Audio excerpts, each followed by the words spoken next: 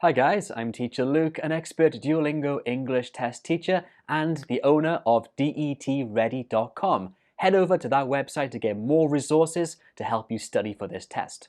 So welcome to this Duolingo English Test writing course. As you know, on this test there are two different types of writing questions. We have the describe an image in 1 minute and the write about a topic in 50 words or more writing questions. And both of these writing questions contribute towards your production subscore. And I know many test takers have a very hard time getting a high score on production. So if that's you, this video will be very helpful for you. This course has 5 lessons. Lesson 1 is all about the describe an image question type. Lesson 2, 3, and 4 are about the write about a topic in 50 words or more. And lesson 5 is about the scoring criteria for the production subscore. But before we start this course, if you think it's helpful, please give it a thumbs up and write yes below in the comments. Okay then, well, let's get started with lesson 1. Hi, I'm Teacher Luke, an expert Duolingo English Test teacher, and today we're going to talk about one of the most difficult question types on this test. And it is the one where you have to describe a picture through writing. Many students find this one really difficult, so in this video I'm going to give you some really simple tips to help you answer this question type really well. There's also a question type where you have to describe a picture through speaking. This one's slightly different and I made a video on this. You can click here or you can find the link in the description below. But anyway, back to describing a picture through writing. So what are some of the key points of this question type? Well, let's take a look. So on the write about an image task on the Duolingo English test, you will get a picture that looks something like this, or this. None of these pictures are particularly complicated, and your job is simply to describe the picture. A good way to approach this task is to think that you are describing the picture to someone who can't see it. So you have to be quite descriptive with your language to help that person visualize the picture. And there are some key points you need to know about this task. Firstly, you only have 1 minute to complete this task. That's really short. So you can't write very long descriptive answers. Instead, you have to focus on the main points and write them out as quickly as you possibly can. Okay, before I continue, if you think this video is helpful, please give it a thumbs up and subscribe to my channel. It really helps me a lot. Okay, back to it. The next point is that you must write at least 1 sentence. If you don't write 1 sentence, you'll get a very low score. And also you must write in full sentences. So those were some of the key points. You only have 1 minute to do this. That's very short. You must write at least 1 sentence, but if you can write more. And you have to remember to write in full and complete sentences. You can't just identify objects in the picture. You have to describe it using full sentences. So this task is obviously very challenging, but I have 5 useful tips for you to help you get the best score you can get. So let's jump into it. Tip 1 is to learn introductory statements. An introductory statement is basically a set phrase you can use to begin your answer. Learning some of these phrases for this task is really important because you only have 1 minute to answer the question. So if you can learn some of these phrases, it will help you answer this question within the time limit, just 1 minute. That's really short. So what are some of these phrases? Well, let's take a look. So like I said, I really recommend that you learn and memorize these statements and also practice typing them out quickly. I'm going to say this one more time. You only have 1 minute to complete this task. So being able to write out these statements really quickly will help you so much. Here are some really useful ones. You can say, this is a picture of. This picture shows. This image depicts. In this photograph, there is or there are.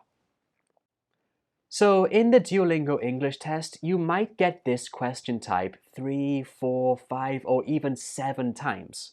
And in this test, you don't want to repeat the same introductory statement over and over again.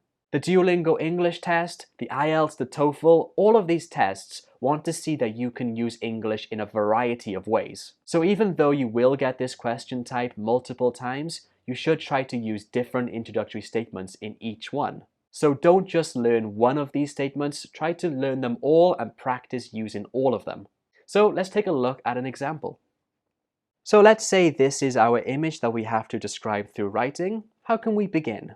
Well, here are two simple examples. This is a picture of a woman shopping in a supermarket, or this image shows a woman shopping for fruit in a supermarket. So as you can see from these examples, the introductory statements help you to complete one full sentence describing the picture in general in a very effective way. So like I mentioned, try to learn, memorize, and practice typing all of those different introductory statements so that you can do it very quickly. So I hope tip 1 was very useful for you. Now let's move on to tip 2, which is to be descriptive. What does to be descriptive mean? Well, it means that you actually have to describe what you see in the image. You shouldn't just label the things you see, but you should talk about them in some more detail. For example, what do they look like? What is the person doing? And where are the things located in the picture? If you can do this well, it will help you get a much better score. So let's take a look at some ways to do this effectively. So how can you be descriptive? Well, one simple way is to write about the actions of the person or the main subject in the image. For this, you can use action verbs and adverbs as well. The second one is to describe the objects or to describe the people. So to do this, you should use different adjectives. So if there's a man in the picture, it's not just a man, but it is a tall man, a short man, a handsome man, a happy man. Using adjectives to describe the objects will make your writing much more descriptive. And the third way is to write about the locations of the things in the image. To do this, you can use prepositional phrases, such as next to the left of. There are lots of different prepositional phrases you can use. Here's an image which can help you. Learning some different ways to write about the location of the things in the picture will help you to write longer sentences and much more descriptive sentences as well. It's important to remember that this task is all about describing an image. So you have to be able to describe something really effectively to get the best score in this task. It's not easy, but let's take a look at an example. This is a picture of a young woman shopping for fruit in a supermarket. She is looking down at the large pile of ripe pineapples to her left and thinking hard about whether to buy one or not. So from this description, you can see that I use different adjectives. They are the words in red: young, large, and ripe. I also describe the actions of the person. She is looking down and thinking hard. In addition, I describe the location of the pineapples in this picture, which are to the left of the woman.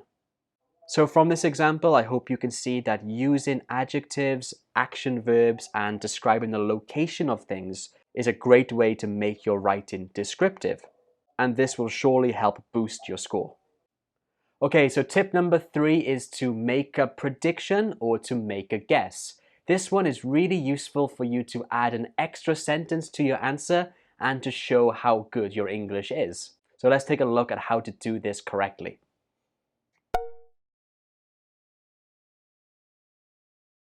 So the easiest way to make a prediction is to use one of these structures. You can say, it seems like, it looks like, I guess that, I think, or you can use some modal verbs like might, may, must, or could.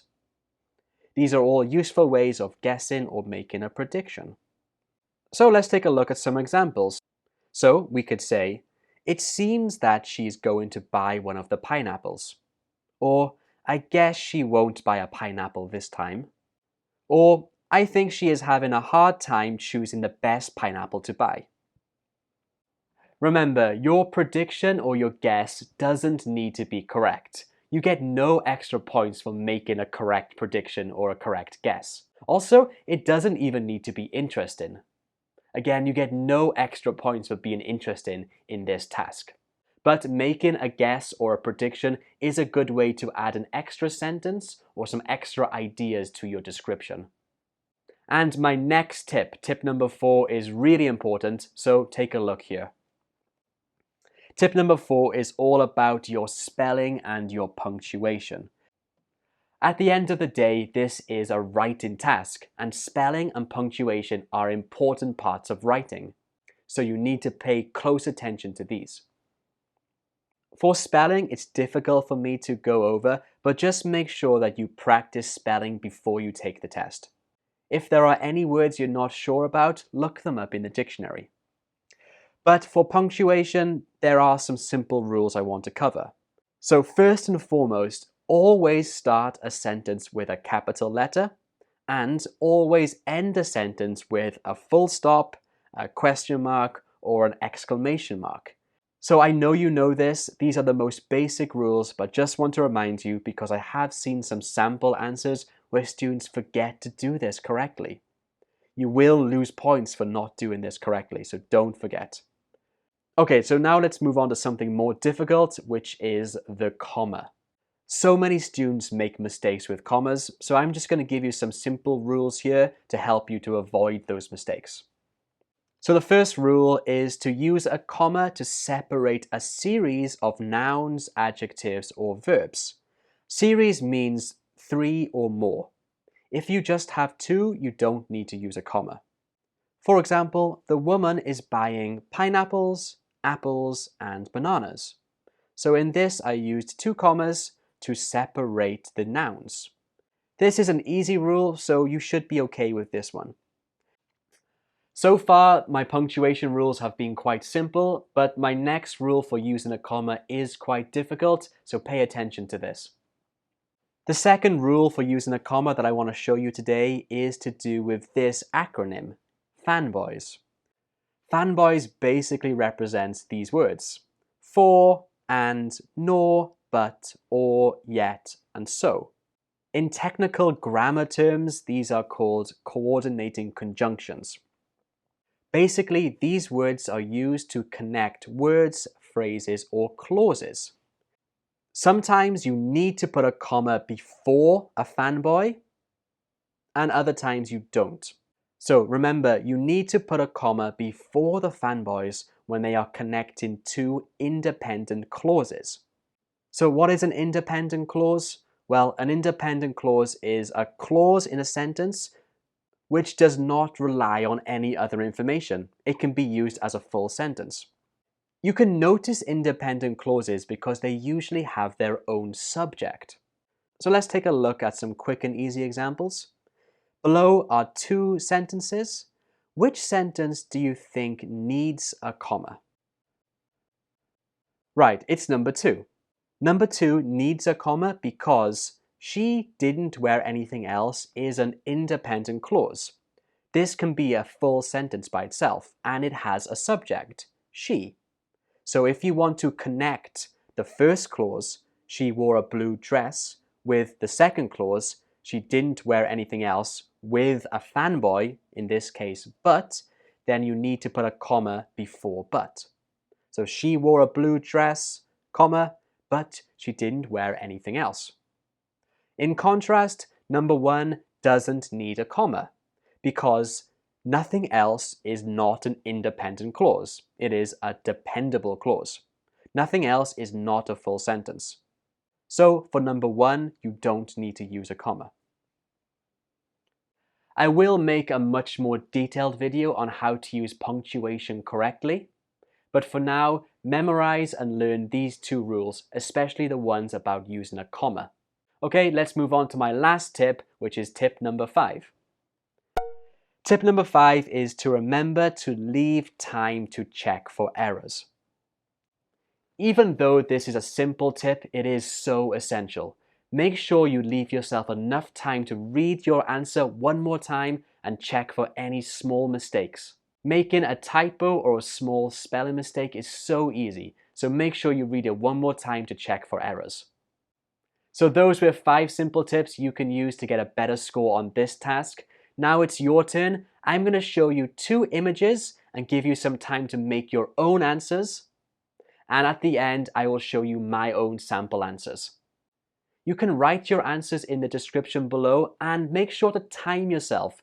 Give yourself only 1 minute to write your own description. If you write it in the comments below, I will give you some feedback. So let's get started.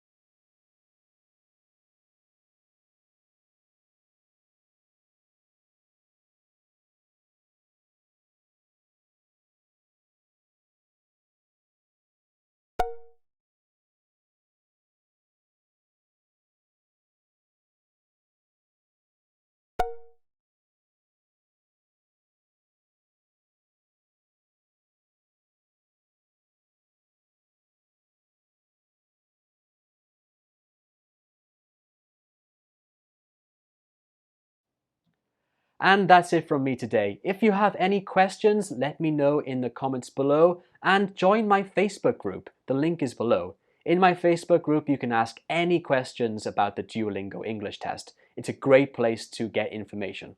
Okay, that's it. Thank you for watching and see you next time. Bye. Hi everyone, I'm Luke, an expert Duolingo English test teacher, and today we're going to take a look at a really difficult task on this test, and it is the 5-minute write-in task.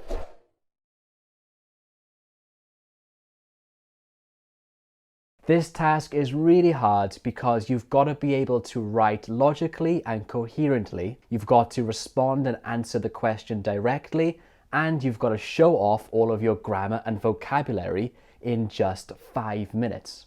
When I talk to students that have taken the Duolingo English test, I've noticed a really common feature, and that is that their production score typically is the lowest score on their test. The production sub-score includes your speaking and writing, and I think that students struggle to get a good score on production because they're not able to answer this question type well.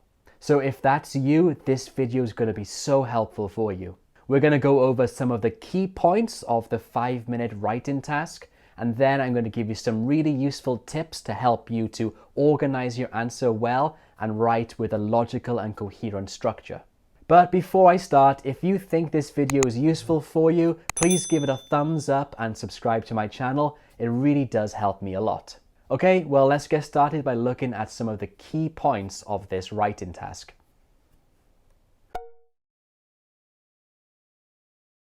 When you take the Duolingo English test and you have the write-in task, it looks something like this. You have a question or a prompt on the left, and you have to write your answer in the box on the right. It says that you must write at least 50 words. If you are not able to write 50 words, then you will get the lowest score on this task. However, as I'm going to mention later on, I think you should be writing a lot more than 50 words. Luckily, on the Duolingo English test, they only give you this question type once in the whole test. There is another write-in task, that is the describe an image task. You'll have that 3 times during the test, but for this 5-minute writing, you only have it once. And you have 5 minutes to complete. This is incredibly short for a write-in task, which means you need to be very prepared before you take the test that you're going to be asked to think quickly and respond in writing quickly without planning. It's hard, but you can do it. So those were the key 3 points of this write-in task, but there are other things you should consider, such as what style of writing are you going to be asked to do? And of course, how are you marked? What is the criteria? So let's take a look at that now. You can find information on the Duolingo English Test website about all of the tasks you're going to do. For this write-in task, this is what they show us. It says that the independent tasks require test takers to describe, recount, or make an argument. These require the test takers to demonstrate more discursive knowledge of writing in addition to language knowledge. So there are 2 things to pay attention to here. Firstly is the style of writing you're going to be asked to do. There are 3 styles. Describe, recount. Recount just means to talk about your experiences, or you will be asked to make an argument. When you make an argument, you usually have to put forward some ideas for or against a topic. And you are scored in these important ways. First, grammatical accuracy and complexity. This means, are you writing correct sentences and are you using a range of grammatical structures, simple structures and more difficult structures? The next point is lexical sophistication and diversity. This is all to do with your vocabulary. Are you using correct words and a range of different vocabulary items? Third point is task relevance. This simply means, were you able to answer the question correctly? Fourth point, which I think is very interesting, is length. So for this task, like I mentioned earlier, you must write at least 50 words. But if you look here, you can see that length is a part of the scoring criteria. To me, this indicates that you should be trying to write as much as you can, as long as it stays coherent and cohesive. Even though 5 minutes is really short, it is long enough for you to write a full paragraph, and a full paragraph can be anywhere from 50 to 150 words. And the last one is fluency. Now, we normally think of fluency in terms of speaking, but in terms of writing, we can think of it as cohesion. That means, are you able to write your ideas smoothly in a logical order? That makes it easy to follow for the reader. This is what we consider as fluency in writing. As you can see, this question type is not easy at all. It tests your writing skills, your language and grammar knowledge, and also your thinking skills. And it's made especially difficult because you have to do all of that in just 5 minutes. I get a lot of questions on my Facebook group about this writing task, specifically to do with how to organize or how to structure your answer. So that's what we're going to do now. I have some couple tips to help you to answer this question logically and to make sure that you're able to get the best score you can get. So now let's take a look at these tips. So my first tip is really simple, but it's one that a lot of students struggle with, and it is simply to answer the question fully. So what does this mean? Well, firstly, let's quickly review what I showed you earlier. When you get your writing question, you will be asked to do one of these three things: either describe, recount, or make an argument. So it's quite important that you're able to recognize what type of writing you have to do. Now let's take a look at a couple examples. So let's say that this is your writing question. The question goes like this: a university plans to develop a new research center in your country. Some people want a center for business research, while others want a center for research in agriculture. Which of these two kinds of research centers would you recommend, and why? So based on this, do you think that you're going to have to describe, recount, or make an argument? Well, this is an example of a make an argument question. Basically, you have to choose one of the options, a business center or an agriculture center, and you have to say why you think so. That means you have to make an argument for one option. So while you're reading this question, you have to think quickly, which one do I think is better? And then I want you to think of 2 reasons why you think so. Those 2 reasons will be the main body of your essay. How about this question type here? It says, in general, people are living longer today. Discuss some of the implications of this phenomenon. Here, do you have to make an argument? Do you have to recount? Or do you have to describe? Well, here you're asked to describe the implications. You're not making an argument for something. You have to describe the implications of the fact that people are living longer.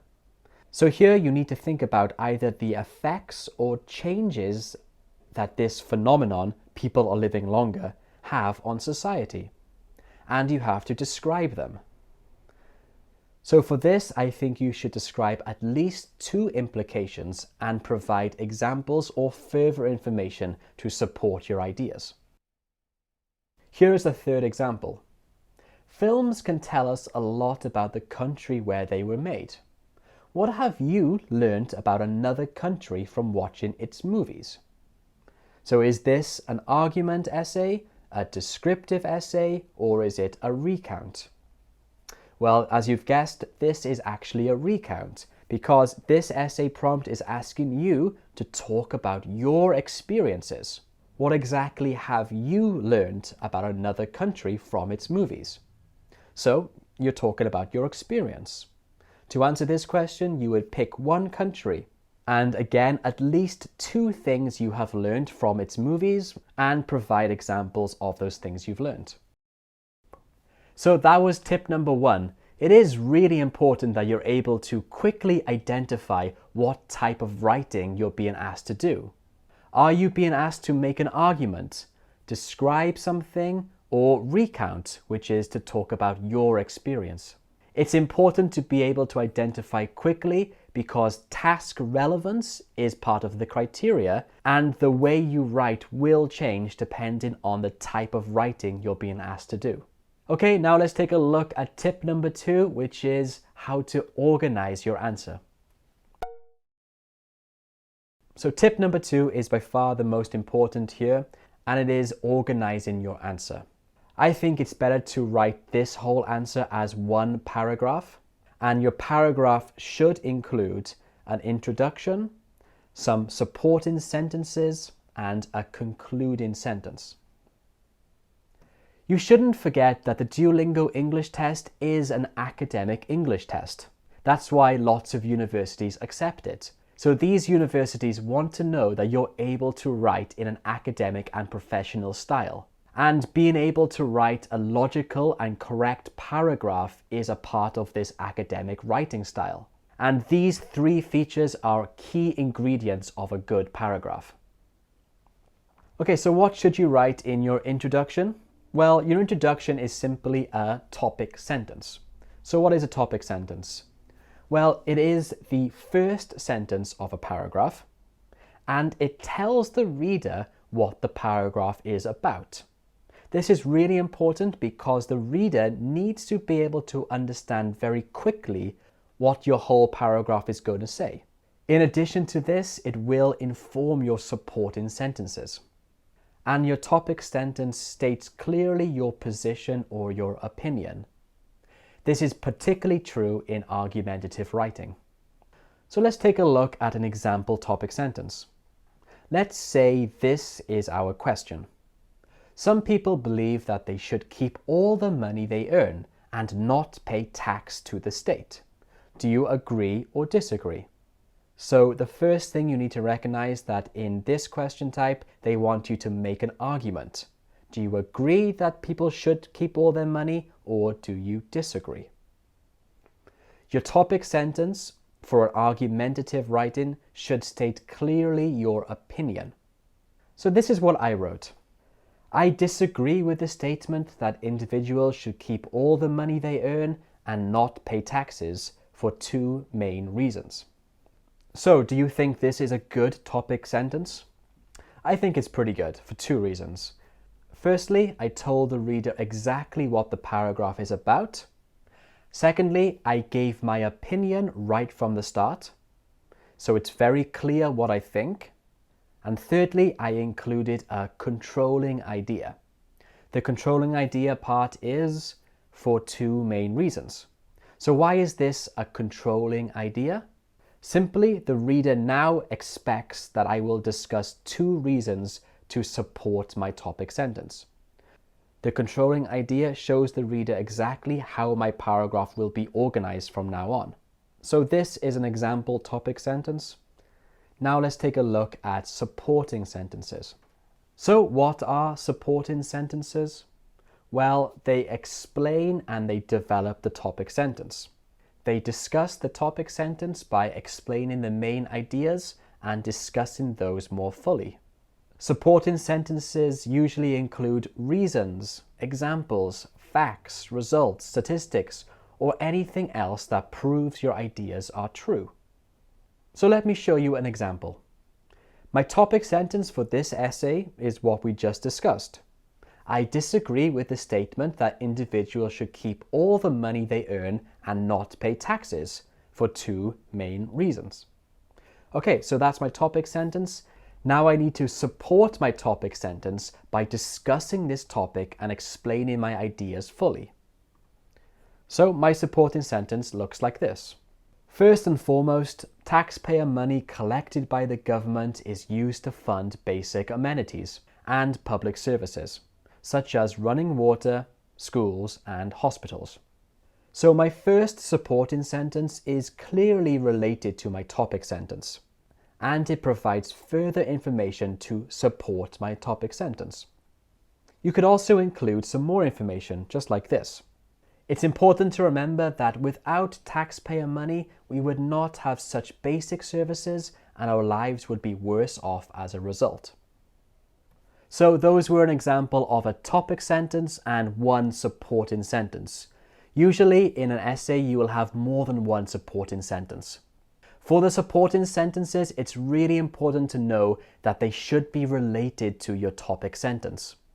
This provides unity to your paragraph and makes your ideas sound a lot more logical. So be careful and make sure that your topic sentence and supporting sentences are related. I've just shown you a small example, but when you do your real essay, you can include as many supporting sentences as you need. Okay, now let's take a look at the third point of a good paragraph, and that is the concluding sentence. For this writing task in the Duolingo English Test, I believe it's important to include a concluding sentence. So what is a concluding sentence? Well, a concluding sentence does these three things. It is used to signal the end of the paragraph. It tells the reader the important points to remember. And importantly, it is often a paraphrase of the topic sentence. Your topic sentence and your concluding sentence should be closely related. For the same topic, this is my concluding sentence. In conclusion, even though many people argue that we should not pay taxes, based on the reasons discussed, I believe taxation is vital in order to maintain a high standard of living. Remember, in my topic sentence, I said that I disagree with the statement that people should not pay taxes. Here, in my concluding sentence, I basically say the same thing. And I said that taxation is vital in order to maintain a high standard of living. This is related to my supporting sentence, where I talked about the basic amenities that taxation provides. So as you can see, the concluding sentence is linked to the topic sentence and the supporting sentences.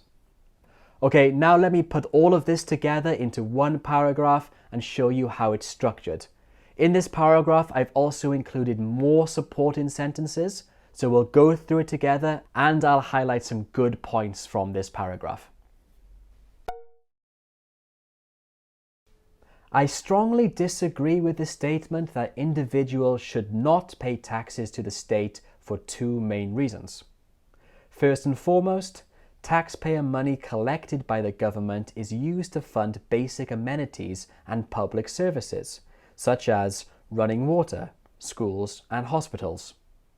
It's important to remember that without taxpayer money, we would not have access to such basic services and our lives would be worse off as a result. Additionally, taxes help stabilize the economy. Through taxes, the government is able to pay off debts and invest in the country, which in turn leads to a more stable and prosperous place to live. In conclusion, even though many people argue that we should not pay taxes, based on the reasons discussed, I believe taxation is vital in order to maintain a high standard of living. Okay, so I think this is a pretty good paragraph. It's not perfect, of course, but it's realistic to write a paragraph like this within 5 minutes. So now I'll go through some of the good points of this paragraph. Okay, so firstly, the introduction and topic sentence is clear, like I discussed earlier. and I stated my opinion clearly right at the start. I think this is important to do as one of the marking criteria was task relevance.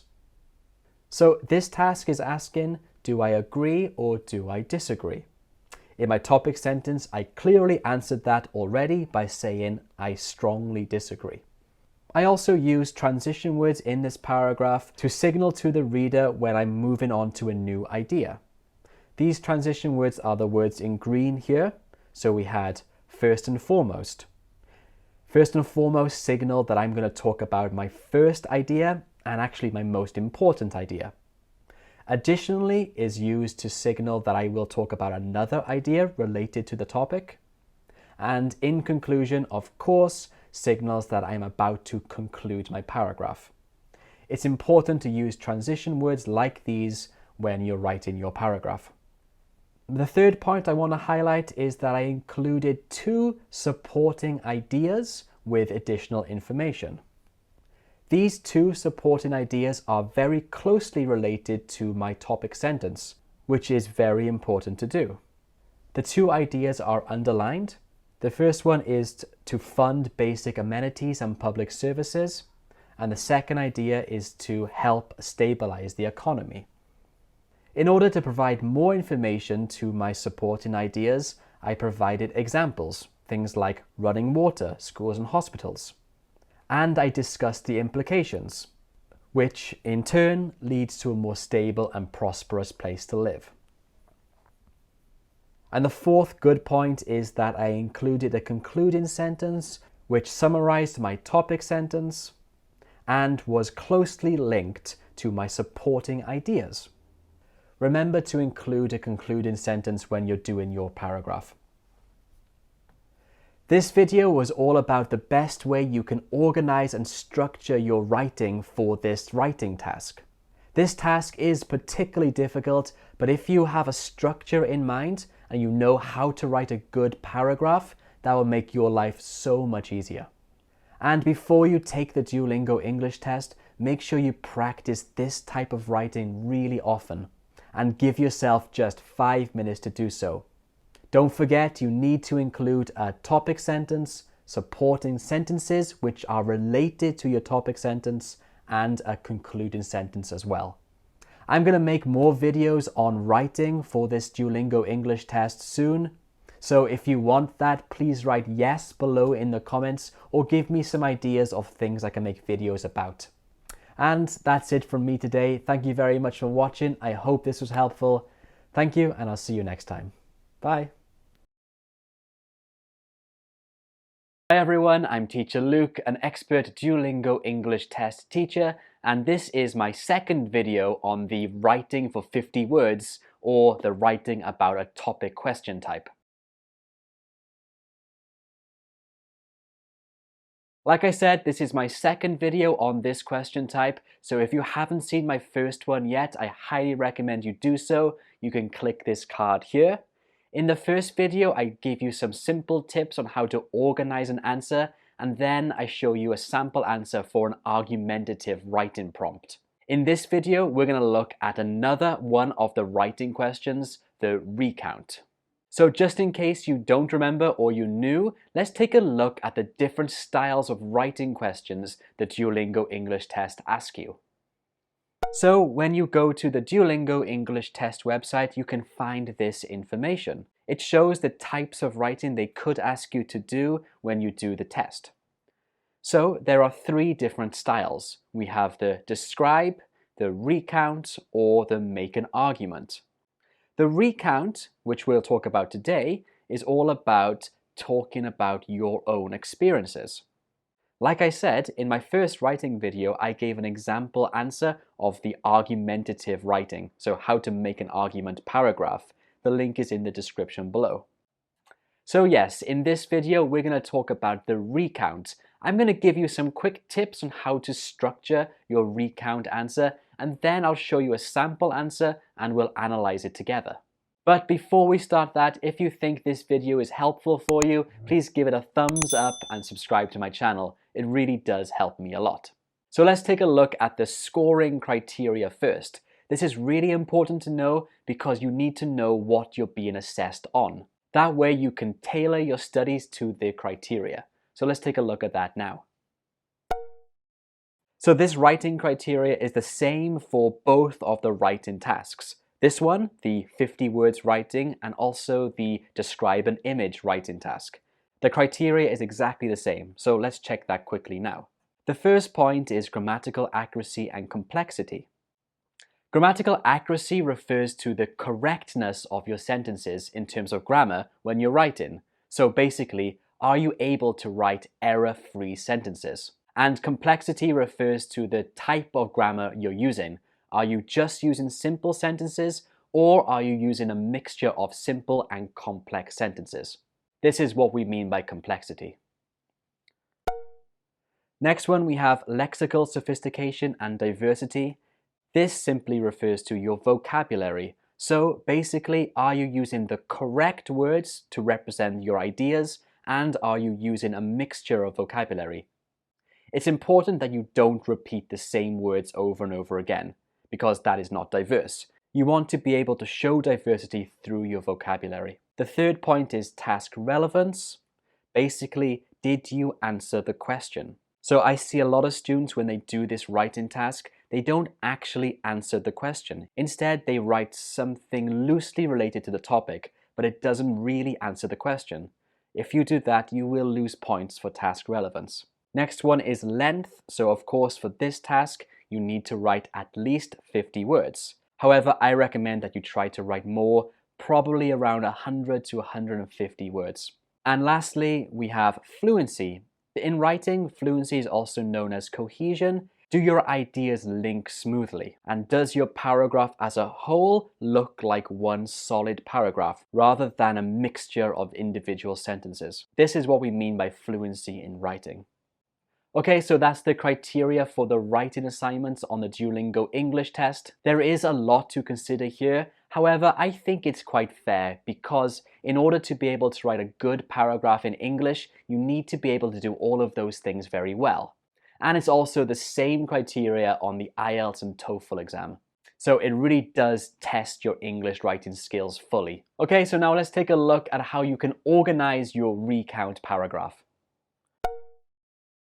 So very similar to the argumentative style, your paragraph should include these three important things: a topic sentence, supporting sentences, and of course you need a concluding sentence. So basically every type of academic or formal paragraph you write in English should include the same elements: topic sentence, supporting sentences, and a concluding sentence. This is pretty standard and usually mandatory for formal styles of writing, like you will do in this Duolingo English test. But what is a topic sentence? How can you write supporting sentences? And also, how can you do a concluding sentence? Let's now take a look at an example from the Duolingo practice test. I'll show you how I planned my answer, and then I'll show you how I actually wrote my answer out, and we can analyze that together. So let's take a look at that now. So this is one of the recount questions on the Duolingo English practice test, and it goes like this. Films can tell us a lot about the country where they were made. What have you learned about another country from watching its movies? So right away you can tell that this is a recount because it's asking you to talk about your own experiences. In this case, your own experience watching foreign movies and what you've learned about a country from those movies. It's not asking you to describe the movies, and it's not asking you to make an argument for or against the movies. It's just asking you to talk about your experience. So let me show you how I planned my answer for this question type. Okay, so first things first, right away I realized that this question is asking me about my own experience, so I have to write about my experience. Okay, so of course on the Duolingo English test, we only have 5 minutes to do this, so for planning, you need to start thinking quickly. So I know it's about my own experience, and now I have to pick a country I want to talk about. So I'll choose Korea because I've watched a lot of Korean movies, and I think I've learned a lot about Korean culture from those movies. I want to try to think of at least 2 things I've learned. Because you have to write over 50 words, and writing 50 words about one idea might be a bit tricky. Okay, so quickly, two things. Okay, I learned about Korean eating culture, and I also learned a lot about Korean language from the movies. Okay, next point. Very quickly, do I have some examples to back up my ideas? Yes, I do. I can think of some examples, so that's good. And then lastly, I have to think about my structure. So how am I going to organize my paragraph? So just like we talked about, I'm going to start with a topic sentence, and then I'm going to write two supporting ideas with supporting sentences, and lastly, a concluding sentence. Okay, so I've done the planning in my head. So remember, on the Duolingo English test, we only have 5 minutes to do this writing task. So you've got to do this really quickly. I recommend you spend about 20 seconds, maybe 30 seconds planning, but no more than that. If you spend more time than that, then you won't have time to actually write out your whole answer.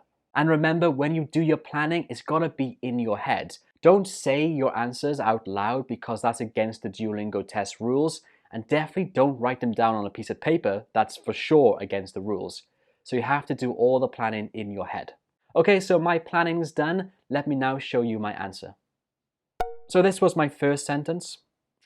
I am particularly fond of Korean movies, and I have learned so many aspects of Korean culture from watching its movies. This is what we call a topic sentence. The topic sentence here kind of paraphrases the question and indicates what I'm going to write about next, which is what I have learned myself from Korean movies. So this would be a good topic sentence for a recount paragraph. Then I'll move on to my supporting idea number 1, which is one of the most interesting things that I have learned is about Korean eating customs. When dining in Korea, it's commonplace to share food. So this is my supporting idea 1. This is directly related to the topic sentence because it talks about one thing I have learned about Korea from watching Korean movies. It's also important to include transition phrases when you're jumping from topic sentence to supporting sentence 1. My transition phrase here was one of the most interesting things that I've learned. This transition phrase indicates to the reader that I'm now going to talk about my supporting ideas. And of course, I will add an example to this idea to back it up. You want to include examples whenever you can. So I use the phrase, for example. This is a simple one you can use when you're going to talk about an example. So, for example, at a restaurant, Koreans usually order a large amount of food that is shared among all guests, rather than each person ordering their own dish, which is typical in Western countries. So the sentence in green is the example which backs up my supporting idea number 1. And at the end, I wrapped up my supporting idea number 1 with kind of a summarized sentence.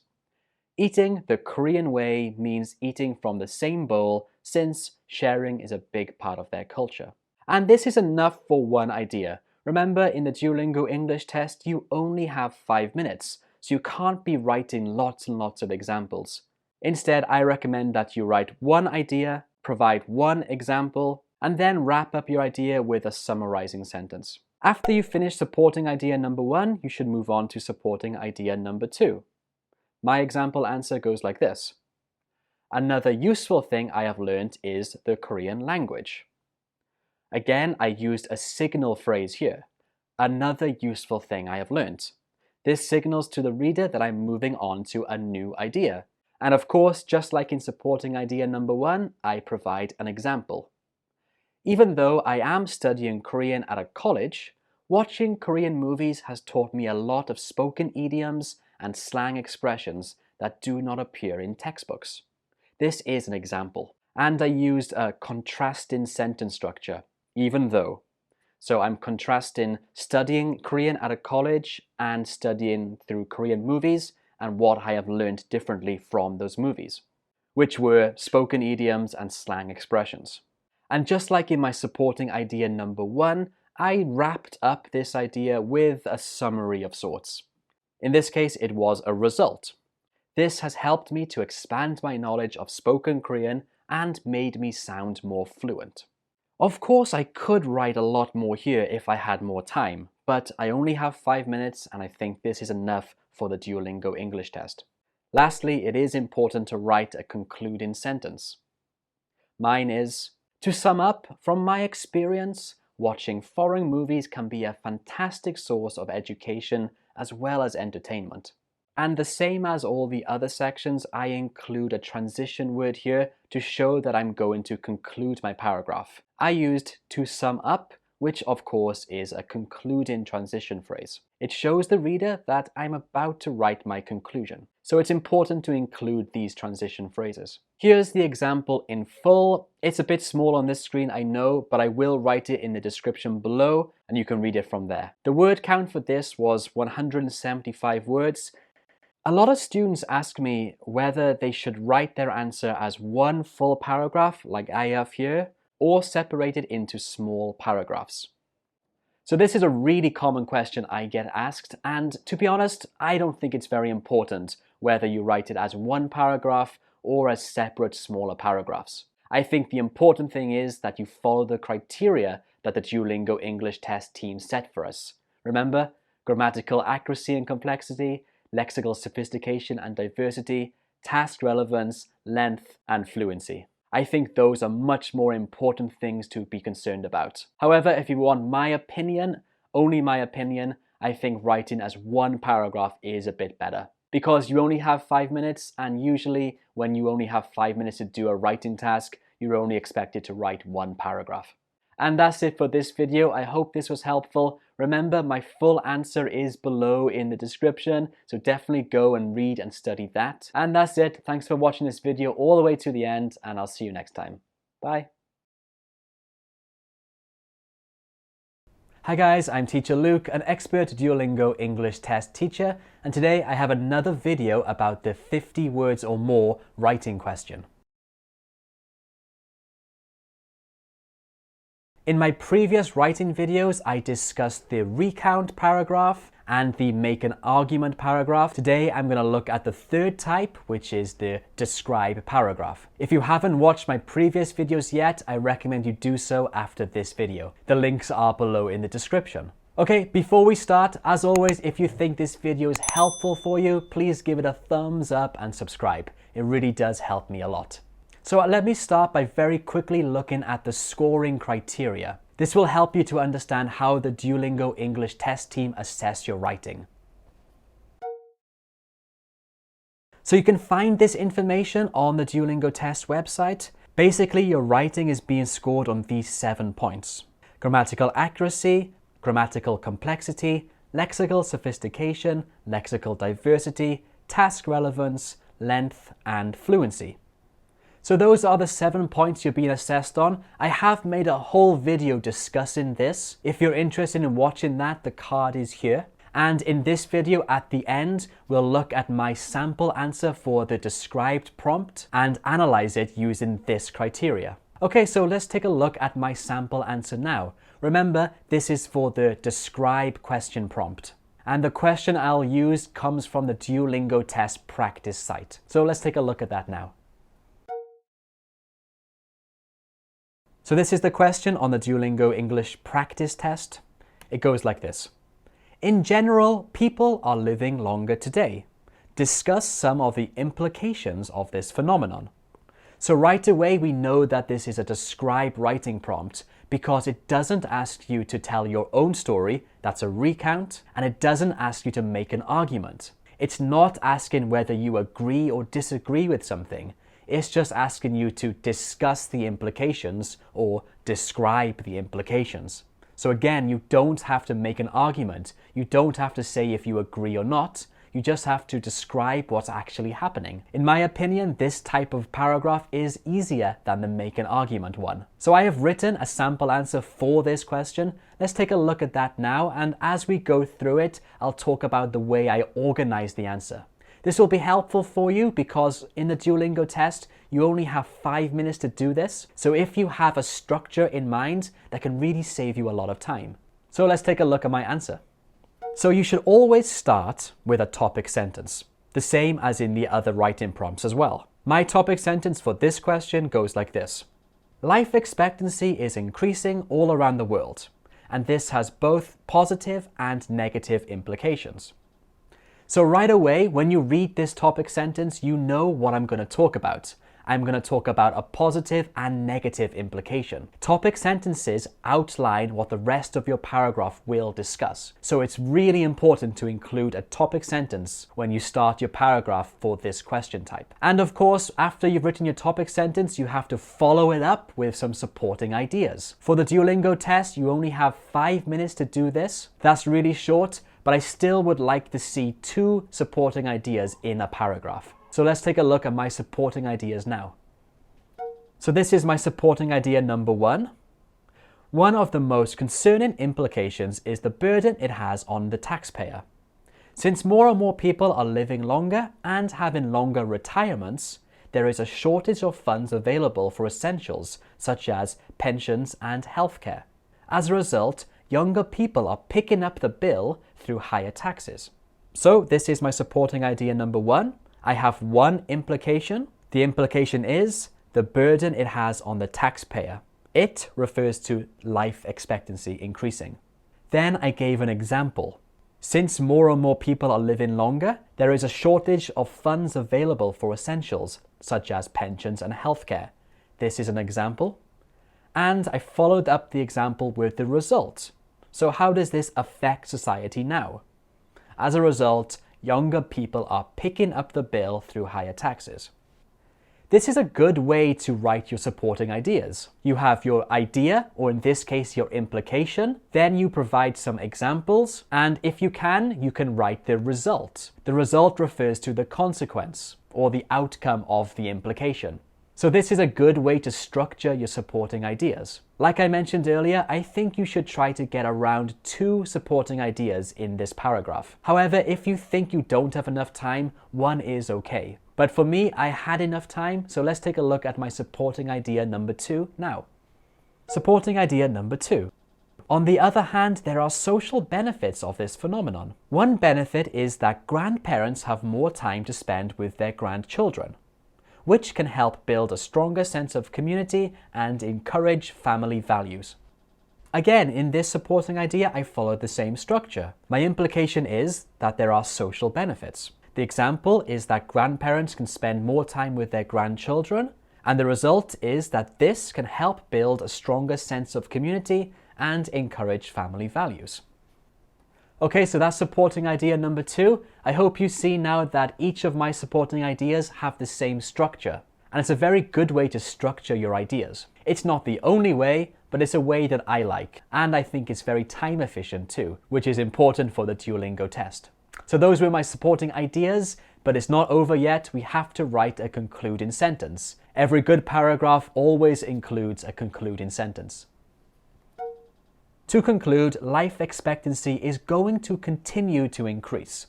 Therefore, we need to accept the implications, positive and negative, it will have on society. So I wrote this conclusion in just 1 sentence, but you can break it up into 2 if you want to. There's no rule for this. When you're writing your conclusion, it's important to include a transition phrase. My one in this one was to conclude. For academic writing, in conclusion and to conclude are by far the most common. And here is my essay in full. In total, this was 131 words. So I understand that for a lot of you, 131 words is probably not possible to write in just 5 minutes. And that's okay. You can still follow this structure and write less words. But if you can write more and make your sentences accurate and correct, I recommend you do so. Okay, so that's my sample answer. If you want to download this PPT file, you can by becoming a member of my channel. Just go to my YouTube homepage and click that join button. So, is this a good answer? Well, let's analyze it based on the criteria we looked at earlier.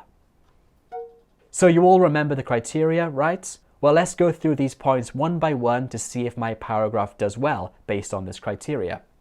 In terms of grammatical accuracy, I am a native English speaker, so writing accurate or correct sentences is not that hard for me. My essay doesn't contain grammatical mistakes. Writing grammatically correct or accurate sentences is very important if you want to get a high score in production. So make sure to study grammar at the sentence level before you take the Duolingo test. Now let's take a look at complexity. This one's a bit more subjective. Okay, so grammatical complexity refers to the type of sentences you're using. Are you just using simple sentences, or are you using more complex, more difficult grammatical sentences? You should include both simple and complex sentences in your paragraph. These sentences here in yellow are complex sentences. The first one, since more people are living longer, there is a shortage of funds. This is known as a cause and effect structure. Since indicates the cause, then you have a comma, and then you write the effect. This could be easily broken up into two simple sentences, but to show grammatical complexity, I wrote them as one. Same as the second example. I used a which clause, which can help build a strong sense of community. This which clause adds extra information to my idea. Again, this also could have been broken up into two simple sentences, but to make it complex, I used a which clause. In grammatical terms, this is known as a non-defining relative clause. Again, it shows complexity. Most of my other sentences would be considered simple sentences, meaning they only have one idea in each sentence. And that's fine. You should include a mixture of simple and complex sentences. Okay, so that's the grammar part done. Now let's take a look at lexical sophistication and diversity. Lexical just means vocabulary, by the way. Lexical sophistication basically means the vocabulary level. So are you using more difficult words, or are you only using easy words? And diversity means to the range or the mixture of words you're using. Basically, are you just repeating the same type of word over and over again, or do you use a mixture? You should try to use a mixture. The words I've highlighted in yellow are what I consider to be lexically sophisticated. We have these chunks: life expectancy, shortage of funds, picking up the bill, phenomenon. These are some examples of sophisticated words. And throughout my paragraph, I didn't repeat many words, so that shows diversity. Next up, we have task relevance and length. Task relevance basically means, did you answer the question? This prompt asked us to write about the implications of people living longer, and I discussed two implications of that issue. So yes, I did answer the question. I also gave examples as well. This is all involved in the task relevance scoring criteria. And next up, we have length. So for this task, you must write at least 50 words. However, since length is in the criteria, it suggests to me that they want you to write more. So the more you write, the higher score you will get for length. However, it's really important that you know that if you write a very long paragraph, but it's full of grammatical mistakes, you won't get a high score. Grammatical accuracy is more important than length. I wrote 131 words, which might be too many for a lot of you guys, and that's fine. I think if you can write around 75 to 100 or 110, that should be enough. But if you can write more and keep your sentences accurate, then that's very good. Okay, the last one we'll look at is fluency. Fluency in writing can also be known as cohesion. Basically, how well your paragraph flows. How smooth is it? So let's take a look. Okay, so for fluency and cohesion, one thing we can look at is linking words. Throughout your paragraph, you want to use these linking words to show the reader where your essay is going. It's like a signpost or guidance for the reader. Okay, so let's take a look at mine. I wrote, one of the most concerning implications. One of the most is a linking phrase to show that I'm going to talk about an important idea. Next, we have as a result. Of course, this is a linking phrase to show that I'm going to talk about a result of something. On the other hand is a linking phrase used to show contrast, so the opposite idea. One benefit is, obviously, to show benefits. And lastly, I wrote to conclude. Like I mentioned earlier, to conclude is a good linking phrase you can use to show the reader that you're about to conclude your paragraph. Linking phrases are very important to use, and they add fluency and cohesion to your writing. So that's my sample answer for this writing prompt with an analysis based on the criteria. I hope this has helped you to understand how you're scored and the style of paragraph you should write. Like I mentioned before, if you want to download my PPT file, you can by becoming a member of my channel. Just go to my channel page and click join. And also, if you would like me to make more videos like this, please write yes below in the comments. And that's it. Thank you very much for watching, and I'll see you next time. Bye. Hi everyone, I'm Teacher Luke, an expert Duolingo English Test teacher, and in this video, we're going to look at the different ways you can improve your production score. So by far, the most common question I get asked on my Facebook group and in the YouTube comments is, how can I improve my production score? And this is not surprising. In all the other English tests like the IELTS and TOEFL, the production element, that is the speaking and writing part, is usually the hardest for most students. So in this video, I'm going to talk all about the production sub-score on the Duolingo English Test. I'm going to take a look at the different question types that contribute towards your production score, the marking criteria, and of course, I'm going to give you a few tips to help you improve your production score. But before I start, if you think this video is going to be helpful for you, please give it a thumbs up and subscribe to my channel. It really does help me a lot. Okay, so let's first take a look at all the different question types that contribute to your production subscore. The Duolingo English Test has 7 different question types in total, and if you go to the Duolingo English Test website, you can find information on all of these different question types. The ones we're going to focus on today is, of course, the production element. So if we zoom into this section, we can see that the production subscore is made up of your speaking and writing. But there are different kinds of speaking and writing questions on the Duolingo English Test. So let's take a look at those now. Let's start with the writing questions. The first one I'm going to show you is describe a picture, and it looks like this on the test.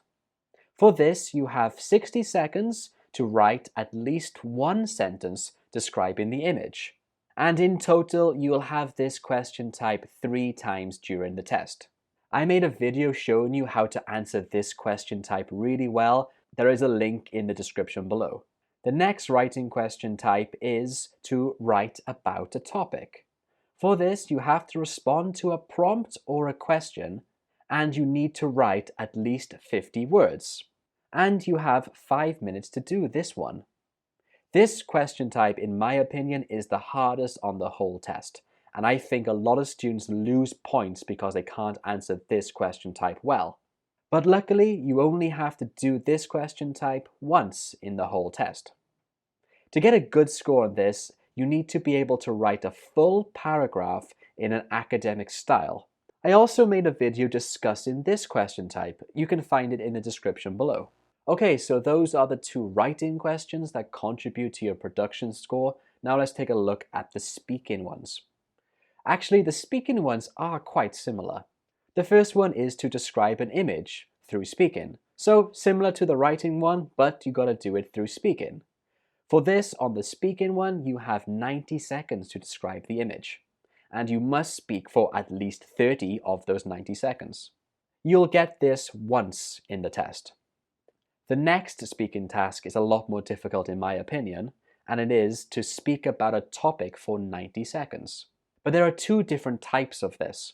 The one you see here is speaking with a written prompt. So you get some written questions that you have to read and you have to respond through speaking. Basically, you simply have to answer the questions that you see, and you have 90 seconds to do this. But there is another type, and that is responding to a prompt or a question, but through listening.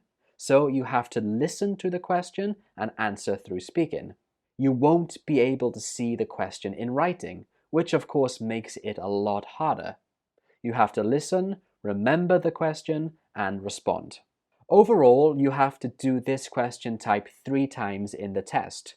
2 of them are with a written prompt, and 1 is through listening. So those were the different question types that contribute to your production subscore.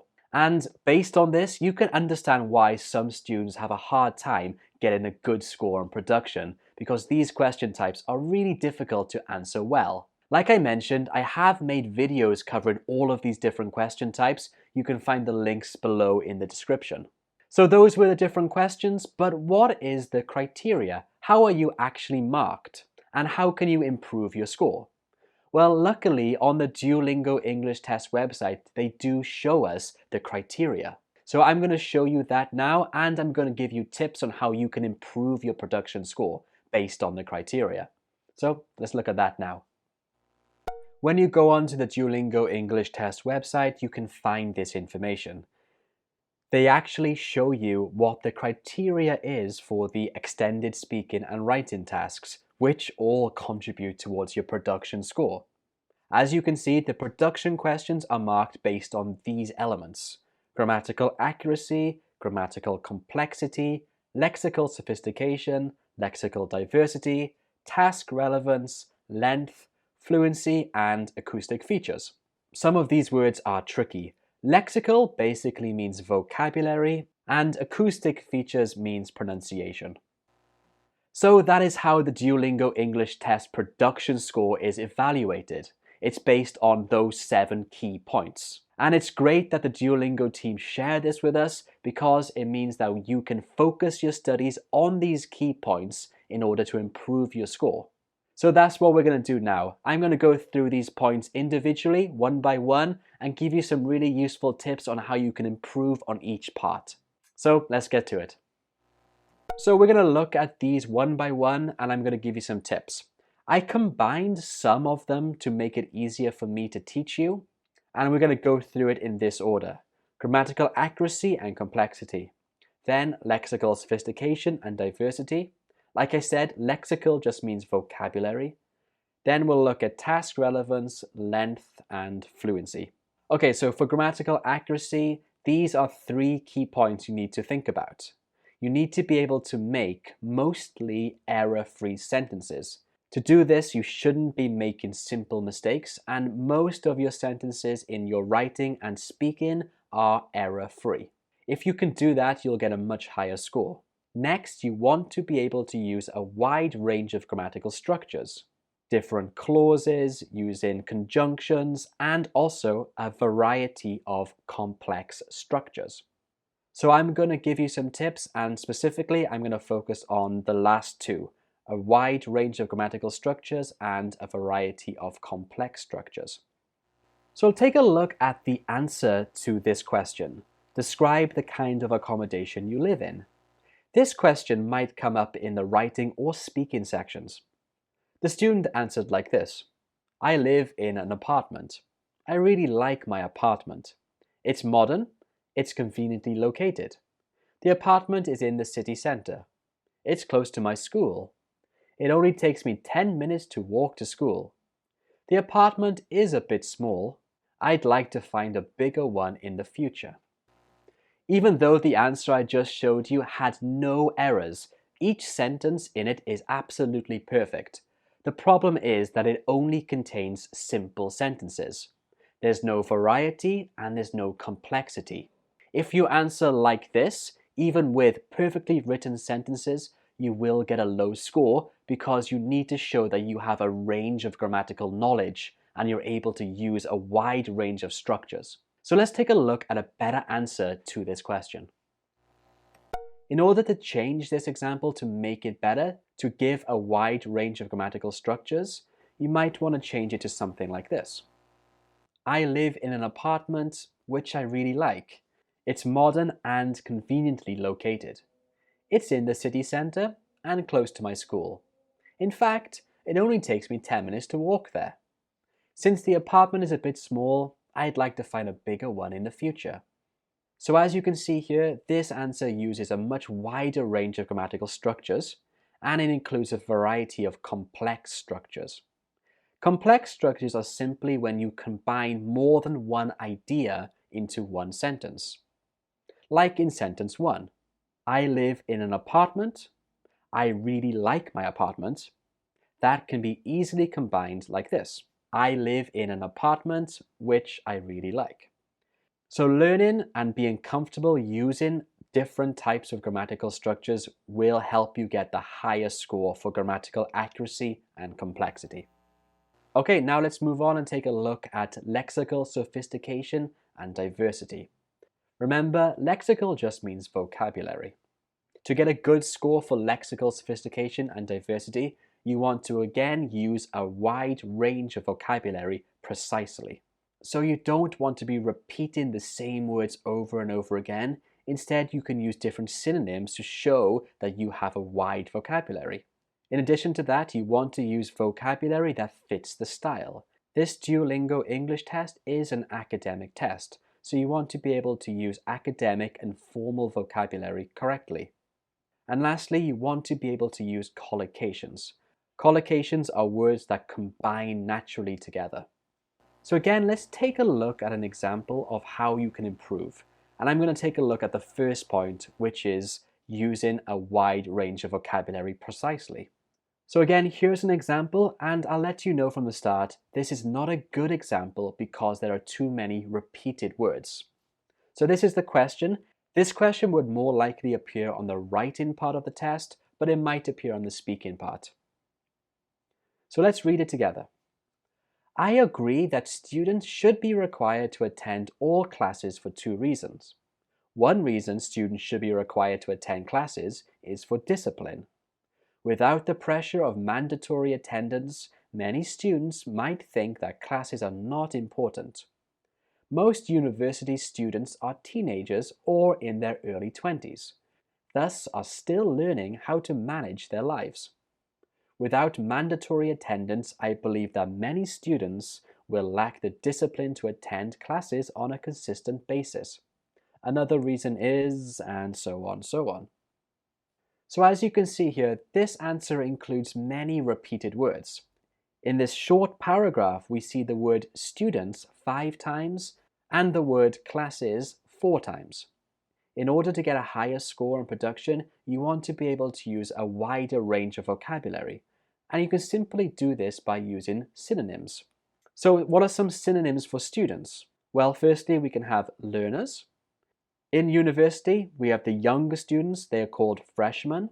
And for classes, we can obviously change it from classes to lessons or lectures.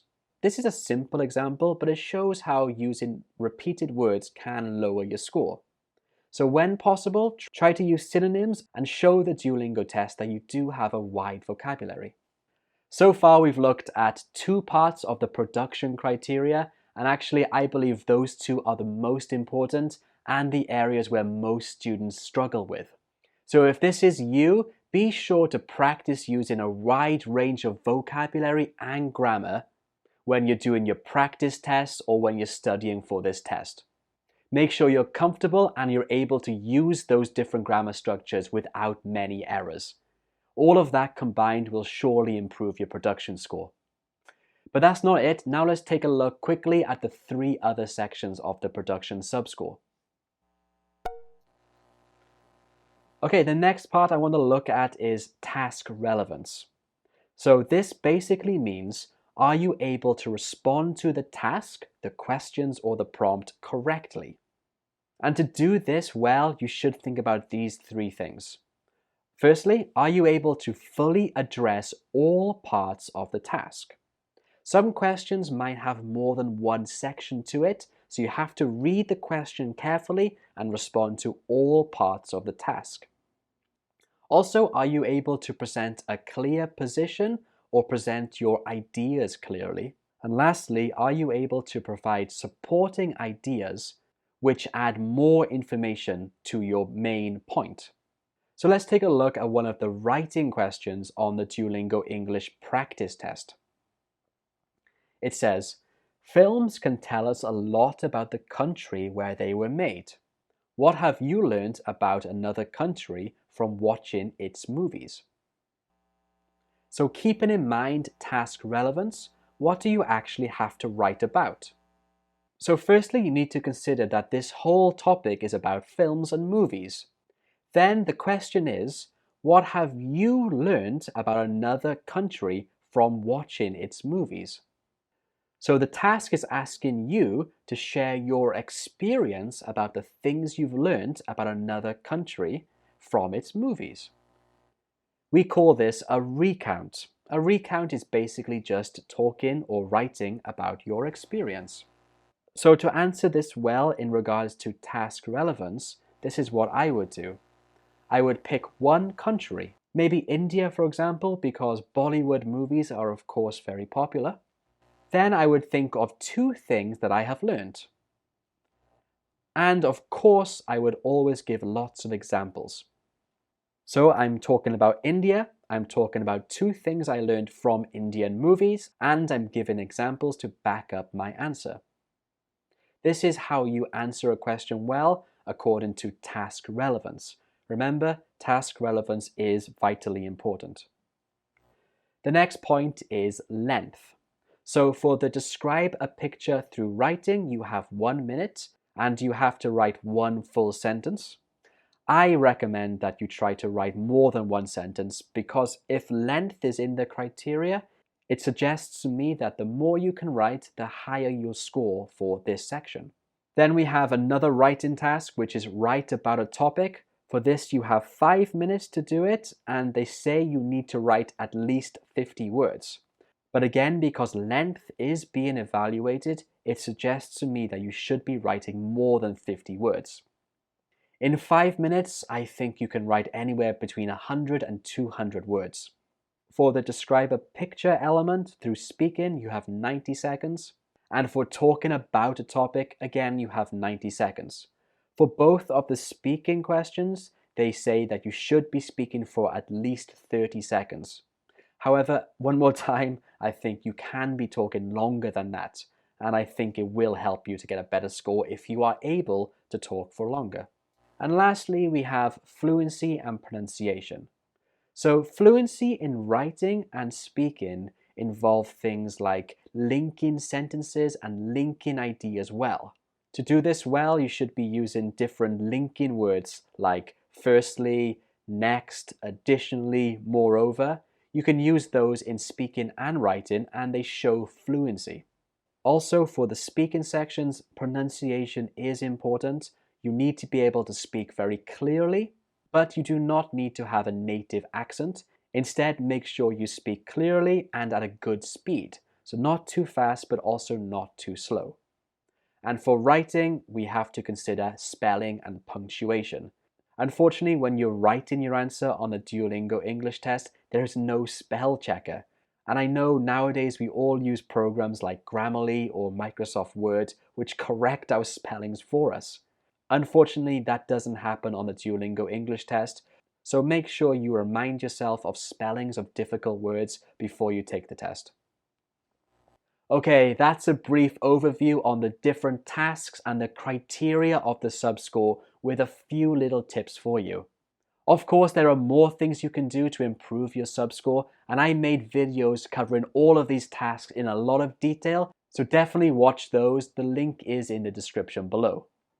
If you have any questions for me about this video, let me know in the comments and also join my Facebook group where you can ask questions to me and other people in the group. Okay, that's all for today. Thanks for watching and I'll see you next time. Bye.